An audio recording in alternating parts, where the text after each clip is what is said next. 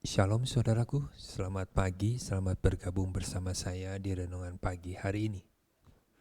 Saya bersyukur saya tetap bisa bersama dengan saudara merenungkan firman Tuhan setiap pagi, dan kita terus berdoa agar Tuhan kiranya menolong kita, memberikan kita pengertian yang lebih dalam lagi tentang kebenaran firman-Nya. Mari kita sama-sama berdoa terlebih dahulu. Tuhan, tolong agar di pagi hari ini sesuai dengan tema yang kami ingin renungkan, Tuhan tolong kami agar saat kami datang kepada Engkau, kami tidak sedang mencari kepuasan untuk diri kami sendiri. Tapi Tuhan, kami benar-benar bisa dengan tulus, oleh karena kami ingin Tuhan dibentuk Engkau. Kami datang dengan tulus dengan suatu kerinduan Tuhan. Kami ingin memuaskan Engkau, mencari kehendak-Mu. Kiranya Roh Kudus-Mu membentuk hati kami semakin lembut, semakin rendah hati, mau dipimpin, dibentuk oleh Engkau, diperbaharui oleh Engkau. Di dalam nama Yesus kami berdoa. Amin. Saudaraku sekalian, di renungan pagi hari ini saya mengangkat tema yaitu fokus doa untuk urusan kita atau untuk urusan Tuhan, di mana saya sebelumnya sudah mengatakan tentang tema ini saya bagi dalam dua pembahasan. Nah, ini adalah pembahasan yang kedua, yaitu kita terus mau lebih dalam lagi merenungkan kalau kita datang ke hadapan Tuhan, kalau kita sedang berdoa, sebenarnya apa yang kita sedang cari? Apa yang sedang kita pikirkan? Apa yang sedang kita fokuskan? Untuk urusan kita saja? Atau kita sedang mencari tentang apa yang Tuhan mau untuk kita? Dan perlu saya juga memberitahu saudara bahwa renungan pagi yang saya buat, yang saya upload videonya di YouTube, saya ada di channel saya, yaitu Renungan Rohani Berseri. Tentu renungan-renungan yang setiap pagi yang saya angkat, yang tema-temanya saya angkat, yang saya bagikan pada saudara ini saling berkaitan dengan satu dengan yang lainnya. Dan saudara juga bisa mendengarkan lagi tema sebelumnya ini tentang yang pembahasan yang pertama, yaitu fokus doa untuk urusan kita atau untuk urusan Tuhan. Tema yang lainnya yang perlu juga saudara dengar, ini sangat membantu sekali untuk kita mengerti tema hari ini, yaitu minta berkat berarti ego kita siap mati. Mari saudara kita langsung masuk di dalam pembahasan renungan kita pada hari ini, di mana saya mengangkat ayat yang perlu kita renungkan, yaitu di dalam Yeremia pasal 7 ayat 21 sampai 26. Yeremia pasal 7 ayat 21 sampai yang ke-26. Firman Tuhan berbunyi demikian kira-kira. Beginilah firman Tuhan semesta alam Allah Israel, tambah sajalah korban bakaranmu kepada korban sembelihanmu dan nikmati dagingnya. Lalu Tuhan berkata, aku tidak mengatakan atau memerintahkan kepada mereka sesuatu tentang korban bakaran dan korban sembelihan. Selanjutnya Tuhan berkata, hanya berikut inilah yang telah kuperintahkan kepada mereka. Dengarkan suaraku, aku menjadi Allahmu, kamu menjadi umatku. Ikuti seluruh jalan yang kuperintahkan kepadamu supaya kamu berbahagia. Tetapi kita tahu di dalam ayat ini mengatakan mereka tidak mau mendengarkan Tuhan. Mereka mengikuti rancangan-rancangan dan kedegilan hati mereka. Dan mereka terus memperlihatkan belakangnya dan bukan mukanya kepada Tuhan. Selanjutnya, dikatakan sejak waktu nenek moyang mereka keluar dari tanah Mesir sampai waktu ini. Jadi ini suatu waktu yang cukup lama saudara, dan sudah berlangsung bertahun-tahun dan bahkan ratusan tahun perbedaan waktunya. Nah, dari semenjak dipimpin oleh Musa hingga pada zamannya Nabi Yeremia. Mereka terus menerus tidak mau mendengarkan kepadaku dan tidak mau memberi perhatian. Bahkan mereka menegarkan tengkuknya, berbuat lebih jahat daripada nenek moyang mereka. Saudara, dari Yeremia pasal 7 ayat 21-26 ini, kita bisa mengambil beberapa poin yang perlu kita bisa renungkan sama-sama. Yaitu poin yang pertama, nikmatilah dagingnya. Di di mana dikatakan, beginilah firman Tuhan semesta alam Allah Israel, tambah sajalah korban bakaranmu dan korban sembelihanmu dan nikmatilah dagingnya. Saya teringat pada waktu masih kecil di mana saat saya seringkali melihat orang tua saya sedang berdoa. Nah, tentu di dalam hal ini doa tentang kepercayaan kepada nenek moyang. Biasanya mereka di waktu hari tertentu, misalkan hari Kamis, menyiapkan satu sajian makanan, mungkin makanan yang boleh dibilang makanan-makanan jajanan pasar. Nah, kemudian menaruh sebuah hiyo di situ, 2-3 hiyo di situ, lalu mereka berdoa kepada nenek moyang orang tua saya, ya istilahnya kakek dan nenek saya.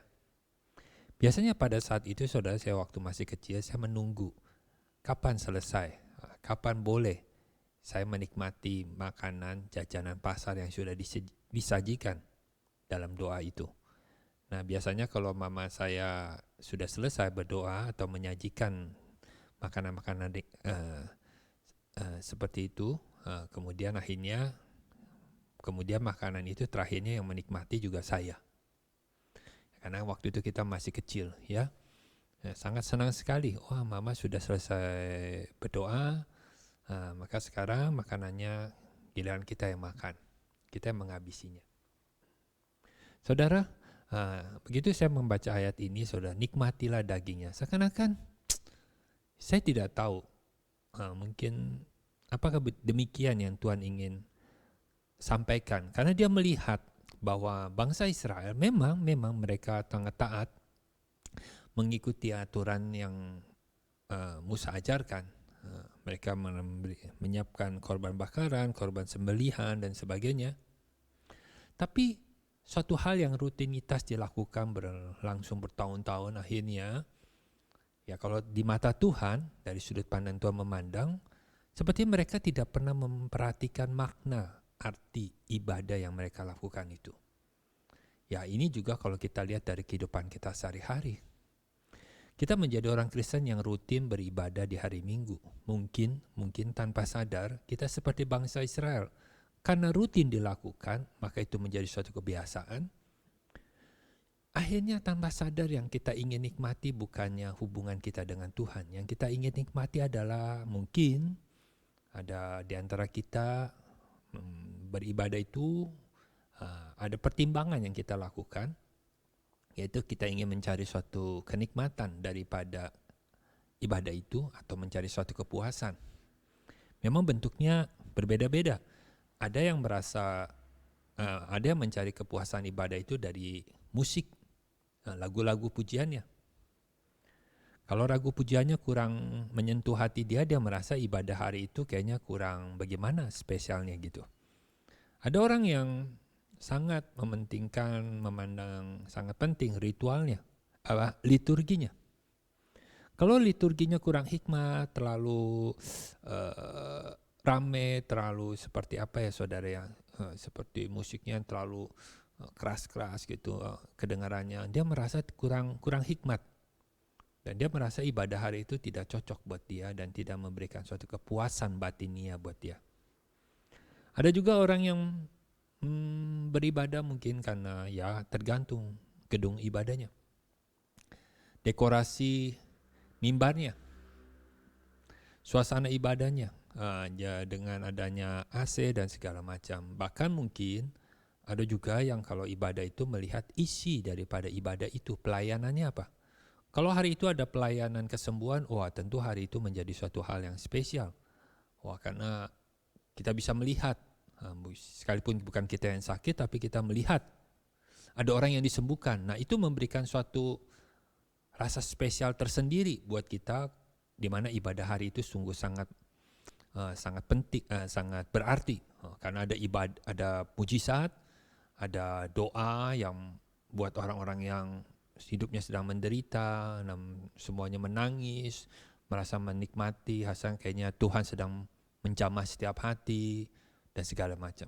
Nah, saudara, ini adalah bentuk-bentuk tanpa sadar adalah suatu mencari kepuasan ibadah dalam setiap minggu yang kita lakukan, yang akhirnya menjadi hal yang wajar Wajar hingga akhirnya kita kurang memperhatikan.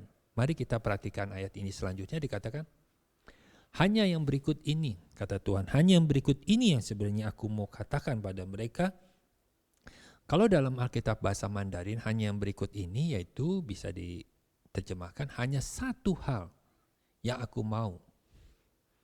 Istilahnya satu hal yang aku mau mereka lakukan. Nah, kalau namanya satu hal berarti ini yang penting. Dari sekian mungkin rumitnya persiapan ibadah itu, terlalu banyaknya hal-hal yang harus dipersiapkan pada zaman itu, bangsa Israel menyiapkan korban sembelihan, tapi yang paling penting ada satu hal. Dari persiapan ibadah itu mungkin sangat tidak gampang saudara, mencuci, memotong domba sama kambing domba segala macam, persiapkan mesbah, itu hal-hal yang mungkin sangat menyita waktu juga. Tapi dari sekian banyak itu cuman ada satu hal yang sangat penting, yaitu Tuhan katakan, dengarkanlah suaraku. Saudaraku, perhatikan firman Tuhan ini, dengarkanlah suaraku. Dikatakan dengarkanlah suaraku. Saudara, kalau kita datang kepada Tuhan, apa yang kita ingin lakukan? Umumnya kita akan berdoa kepada Tuhan, karena memang akhirnya ibadah itu sangat erat kaitannya dengan kata berdoa. Nah, kalau udah dibilang berdoa yaitu memohon. Nah, orang akan secara otomatis di saat ibadah itu ya pasti ada bagian tertentu dalam ibadah, sesi ibadah itu bagiannya yaitu di mana kita memohon kepada Tuhan. Saudara, fokus ibadah atau fokus doa kita harusnya datang untuk mendengarkan suara Tuhan. Ini yang paling penting dan yang sangat penting. Tidak boleh tidak. Saudara boleh saja memohon, minta berkat Tuhan, boleh saja, tapi saudara berani tidak? Seperti ini yang saya katakan di tema saya, saudara minta berkat, oke, tapi berani tidak? Saudara siap dengan satu tekad, ego kita siap mati. Berani tidak? Minta berkat dengan satu tekad, kita tidak mau mengkhianati Allah. Minta berkat dengan satu tekad, kita mau hidup saleh, kudus di hadapan Tuhan. Hanya satu hal yang aku minta, yang paling penting, dengarkan suaraku. Kita bukan sedang melaporkan kebutuhan kita, tapi kita sedang mau mendengarkan suara Tuhan. Bukan kita pengen Tuhan dengar suara kita, tapi kita yang mau mendengar suara Tuhan. Ini artinya kepentingan Tuhan yang kita mau fokuskan. Dengar suara Tuhan berarti kepentingan Tuhan. Sama seperti kita berdoa, Tuhan dengarlah suaraku, dengarlah doaku. Ya karena saudara pengen Tuhan tahu kepentingan saudara. Tapi sekarang sebaliknya, ayat ini mengatakan dengarkanlah suaraku, berarti fokus kita hanya untuk kepentingan Allah. Yang ketiga, aku menjadi Allahmu dan kamu menjadi umatku. Saudara, harusnya saat kita datang beribadah, saat kita berdoa, yang kita lebih fokuskan adalah kita terus lebih dalam lagi mengerti tentang hubungan kita dengan Tuhan. Kita harus lebih dalam lagi gali firman Tuhan. Saudara, bicara tentang rohani. Berbicara tentang bagaimana Tuhan itu menjadi Allah kita dan bagaimana seharusnya kita menjadi umat Tuhan.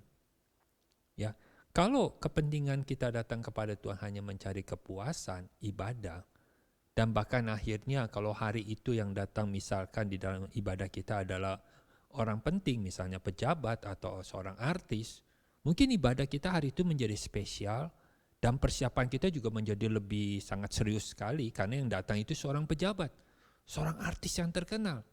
Tapi kalau hari ini tidak ada seorang pejabat yang datang, tidak ada seorang artis yang datang, cuma hanya biasa-biasa saja, pendeta kita sendiri atau ya hanya suatu pengkhotbah yang biasa aja yang tidak terkenal, persiapan kita bagaimana? Saudara, memperhatikan lebih dalam tentang hubungan kita dengan Tuhan. Sikap kita terus mau diperbaiki, kita terus mau menggali lebih dalam lagi tentang yang rohani. Kita harus terus lebih lagi, harusnya bagaimana kita dengan Tuhan? Tuhan itu harus bagaimana menjadi seperti apa dalam hidup kita? Dan kita selayaknya menjadi umat Tuhan harus menjadi umat yang seperti apa? Saudara, dikatakan kemudian ikutilah seluruh jalan yang kuperintahkan. Ya, tadi dikatakan ikutilah seluruh jalan yang kuperintahkan. Ya, Tapi mereka mengikuti rancangan kegilaan hati mereka sendiri. Saudara, sebenarnya kita datang kepada Tuhan adalah lebih penting kita datang untuk mendengar dan mau taat. Ini satu hal yang sangat penting. Mendengar untuk datang untuk mendengar, karena Tuhan katakan dengarlah suaraku, dan mau taat. Ini yang sangat penting yang harus kita lakukan. Lebih daripada sekedar menjalani ritual ibadah. Yang kelima, kata Tuhan, biarlah supaya kamu berbahagia. Saudara, biarlah kita juga mau belajar bahwa kebahagiaan kita itu sepenuhnya kita serahkan kepada Tuhan yang menentukan. Jadi ibadah itu bukan mencari kebahagiaan yang kita tentukan sendiri. Kalau doa saya dijawab, saya bahagia. Penyakit saya disembuhkan, saya bahagia. Masalah saya didengar Tuhan, saya berbahagia. Ada pendeta tumpang tangan kepada saya berbahagia. Ada pendeta yang jamah penyakit saya berbahagia. Bukan, saudara. Kebahagiaan kita itu ditentukan oleh Tuhan. Di mana dikatakan pada saat anak yang sulung itu berkata, aku melayani engkau bertahun-tahun, tapi engkau tidak pernah memberikan aku agar aku menyembelih kambing domba untuk berpesta dengan teman-temanku. Dan si ayah berkata kepada anak yang sulung ini, engkau selama ini ada bersama aku. Kepunyaanku, kepunyaanmu. Saudara, begitu kita terima Yesus, ya berarti kita sudah terima seluruh berkat Allah. Dan gak perlu lagi kita dipuaskan dengan sesuatu hal yang lain. Karena Yesus adalah kado, hadiah terbesar dan terpenting. Kalau saudara punya penyakit, maka mujizat yang paling besar adalah jiwa kita disembuhkan dari penyakit terikat oleh dosa. Ini mujizat yang paling besar. Selebih dari itu tidak ada yang lebih besar lagi. Karena yang paling Yesus mau lakukan mujizatnya yaitu jiwa kita dimenangkan buat Dia. Jiwa kita berbalik hidup menurut kehendak Bapa. Kita mau hidup bersama dengan Bapa. Hidup bersama dengan Bapa, ya ikuti terus kehendak Bapa. Inilah kebahagiaan sejati kita. Tapi mereka akhirnya malah menegarkan tengkuknya, membelakangi Tuhan. Jagalah hati kita dengan segala kewaspadaan, karena kita bisa, saudara. Saya pun juga bisa. Tidak tulus dan tidak rendah hati.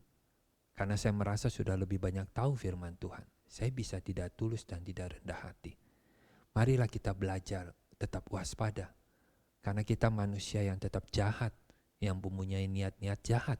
Kita manusia yang punya hati yang lebih licik dari segala sesuatu. Ini sudah pernah saya bahas sebelumnya. Saudara, rumah Tuhan adalah rumah doa yang adalah rumah ibadah. Celakalah kita kalau kita membuat standar kesucian rumah Tuhan menjadi turun gara-gara atas dasar alasan kewajaran. Saya sudah bahas di pembahasan yang pertama tentang hal ini. Selama ibadah kita belum kita mau rela mempersembahkan tubuh kita buat Tuhan, maka selama itu ibadah kita tidak sejati. Inilah prinsip rohani yang tidak boleh dikompromikan dengan kewajaran. Atas nama kewajaran, alasan kewajaran untuk kebutuhan jasmani kita. Ya, kalau memang ada mujizat, biarlah menurut kehendak Tuhan, bukan karena kita yang mau. Kebahagiaan kita ditentukan oleh Tuhan. Fungsi gereja, gembala mengajarkan hal ini, supaya kita tulus datang ke rumah Tuhan tanpa diselubungi oleh nafsu yang kelihatannya rohani sekalipun. Hidup kita sudah dimenangkan oleh Kristus. Ini kemenangan terbesar, ini mujizat terbesar. Maka dari itu hidup kita sekarang fokusnya ke arah perkara yang di atas. Ke arah perkara di mana tentang kerajaan Allah, kehendak Allah. Ini urusan kita. Di bumi ini memang kita butuh Tuhan menolong kita. Tapi fokus kita sekarang berbalik. Untuk urusan Tuhan, yaitu apa yang Tuhan mau kita lakukan dalam hidup kita. Mari kita berdoa. Tuhan, tolong kami agar hati kami benar-benar mengerti kehendak-Mu. Kiranya tetap pimpin kami Tuhan, agar kami benar-benar merasa bahagia. Tapi kebahagiaan kami itu kami rela dan kami sungguh-sungguh serahkan kepada Engkau untuk Engkau yang menentukannya Tuhan. Kapan kami harus berbahagia? Tuhan, tolong kami agar kami belajar taat dalam hal ini. Dalam nama Yesus kami berdoa. Amin. Tuhan memberkati saudara.